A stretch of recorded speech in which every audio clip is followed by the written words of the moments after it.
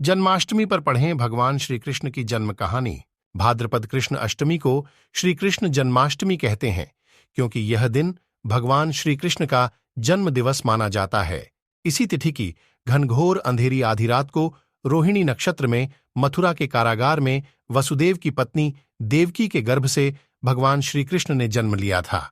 यह तिथि उसी शुभ घटिढ़ी की याद दिलाती है और सारे देश में बड्ड ही धूमधाम से मनाई जाती है। जन्माष्टमी के दिन भगवान श्री कृष्ण की जन्म संबंधी कथा भी सुनते सुनाते हैं, जो इस प्रकार है। द्वापर युग में भोजवंशी राजा उग्रसेन मथुरा में राज्य करता था। उसके आतताई पुत्र कंस ने उसे गद्दी से उतार दिया और स्वयं मथुरा का राजा बन बैठा।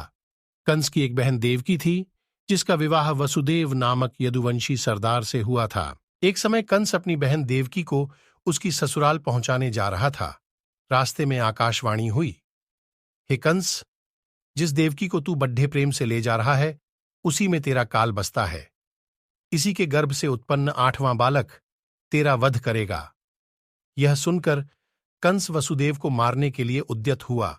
तब देवकी ने उससे विनयपूर्वक कहा, मेरे गर्भ से जो संतान होगी उसे मैं तुम्हारे सामने ला दूंगी। बहनोई को मारने से क्या लाभ है?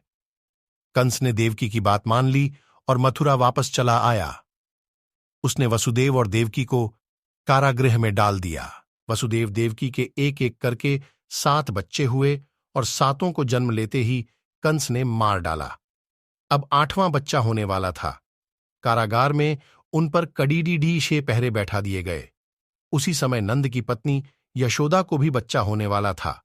उन्होंने वसुदेव देवकी के दुखी जीवन को देख 8वें बच्चे की रक्षा का उपाय रचा। जिस समय वसुदेव देवकी को पुत्र पैदा हुआ, उसी समय संयोग से यशोदा के गर्भ से एक कन्या का जन्म हुआ, जो और कुछ नहीं सिर्फ माया थी।